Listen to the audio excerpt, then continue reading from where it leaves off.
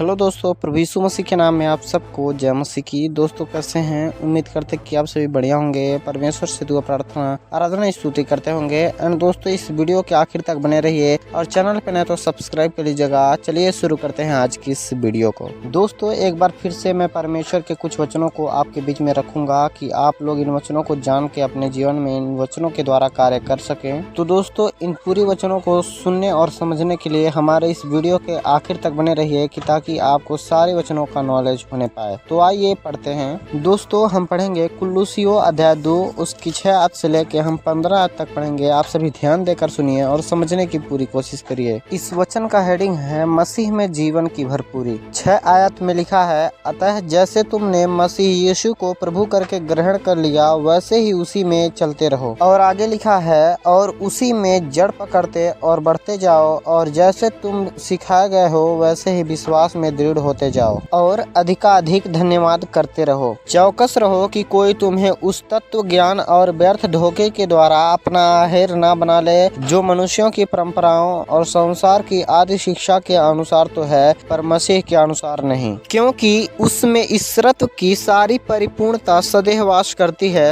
और तुम भी उसी में भरपूर हो गए हो जो सारी प्रधानता और अधिकार का शिरोमणि है। उसी में तुम्हारा ऐसा खतना हुआ है जो हाथ से नहीं होता, अर्थात मसीह का खतना जिसे शारीरिक देह उतार दी जाती है, और उसी के साथ बपतिस्मा में गाड़े गए और उसी में परमेश्वर की सामर्थ्य पर विश्वास करके जिसने उनको मरे हुए में से जिलाया उसके साथ जी भी उठे। उसने तुम्हें भी जो अपने अपराधों और अपने शारीरिक की खतना रहित दशा में मुर्दा थे उसके साथ जिलाया और हमारे सब अपराधों को क्षमा किया, और विधियों का वह लेख जो हमारे नाम पर और हमारे विरोध में था मिटा डाला, और उसे क्रूस पर कीलों से जड़कर सामने से हटा दिया है। और उसने प्रधानताओं और अधिकारों को ऊपर से उतार कर उनका खुल्लम खुल्ला तमाशा बनाया और क्रूस के द्वारा उन पर जय जयकार की ध्वनि सुनाई। आमीन। आप सबको इन वचनों से आशीष मिले। परमेश्वर आपको आशीषित करे। दोस्तों हम सब ने इन वचनों को पढ़ा और फिर बारी है समझने की। तो आइए हम इन वचनों को समझते हैं। दोस्तों इसके पहले वचन में हमने पढ़ा कि प्रभु यीशु मसीह को जो ग्रहण कर चुका है वह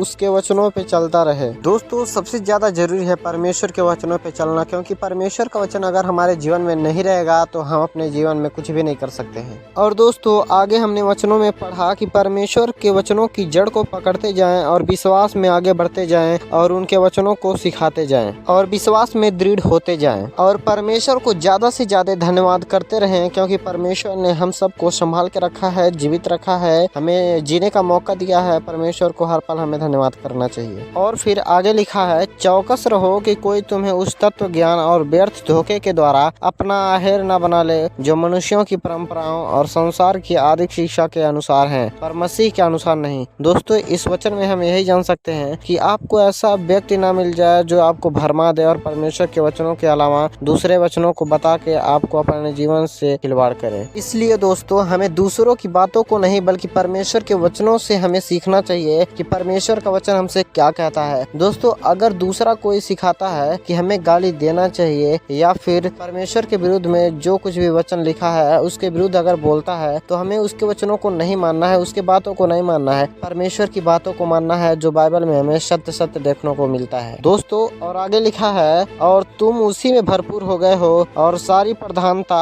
और अधिकार का शिरोमणि है, उसी में तुम्हारा ऐसा खतना हुआ है जो हाथ से नहीं होता, अर्थात मसीह का खतना जिसे शारीरिक देह उतार दी जाती है, और उसी के साथ बपतिस्मा में गाड़े गए और उसी में परमेश्वर की सामर्थ्य के विश्वास करके जिसने उसको मरे हुए में से जिलाया उसके साथ भी जी उठे। दोस्तों इन वचनों का अर्थ यही है कि यदि हम जब प्रभु यीशु मसीह को नहीं जानते थे, प्रभु यीशु मसीह में नहीं थे, तो हम खतना रहित नहीं थे, क्योंकि जो प्रभु यीशु मसीह को विश्वास कर लेता है वो अपने पुराने शरीर को छोड़ नए शरीर को धारण कर लेता है और तभी प्रभु यीशु मसीह में खतना रहित व्यक्ति हो जाता है। दोस्तों जब हम प्रभु यीशु मसीह में आ जाते हैं और उनके वचनों को जानने लगते हैं, उनके वचनों पे चलने लगते हैं, तो ही हम उनके वचनों के द्वारा हम खतना रहित हो जाते हैं। दोस्तों ये खतना प्रभु यीशु मसीह के वचनों के द्वारा होता है, ना कि हाथों के द्वारा। और फिर आगे लिखा है, और उसी के साथ बपतिस्मा में गाड़े गए और उसी में परमेश्वर की सामर्थ्य पर विश्वास करके जिसने उनको मरे हुए में से जिलाया उसके साथ जी भी उठे। दोस्तों प्रभु यीशु मसीह का वचन इतना शक्तिशाली है कि अगर हम प्रभु यीशु मसीह पे विश्वास करके अगर मुर्दों को भी जिंदा करना चाहे तो हम परमेश्वर के नाम में जिंदा पैदा कर सकते हैं, क्योंकि प्रभु यीशु मसीह कहते हैं कि तुम इससे भी बड़े बड़े चिन्ह और चमत्कार करोगे। और प्रभु यीशु मसीह के नाम में क्षमा मिलती है हमारे हर एक पापों से। इसलिए दोस्तों हमें हर पल परमेश्वर का धन्यवाद करना चाहिए, उनका गुणगान करना चाहिए और परमेश्वर को हर पल धन्यवाद करके हर एक अच्छे कामों को करना चाहिए और बुरे कामों को अपने जीवन से निकालना चाहिए, क्योंकि परमेश्वर का वचन कहता है जैसे मैं पवित्र हूँ वैसे तुम भी पवित्र बनो। इसलिए दोस्तों परमेश्वर ने अभी हमें समय दिया है, मौका दिया है पश्चाताप करने का। अभी समय है, हम पश्चाताप कर सकते हैं। परमेश्वर हमारे हर एक पापों को क्षमा करेंगे। दोस्तों आप सभी अपने पापों से अंगीकार करें, परमेश्वर के सामने घुटना टेकें और अपने पापों को अंगीकार करके परमेश्वर से क्षमा मांगे, तो परमेश्वर आपको हर एक पापों से क्षमा देंगे। दोस्तों मुझे उम्मीद है कि आप सबको यह वीडियो पसंद आया है और परमेश्वर के वचनों को आप अपने जीवन में ग्रहण किए हैं और परमेश्वर के वचनों पे आप चलेंगे।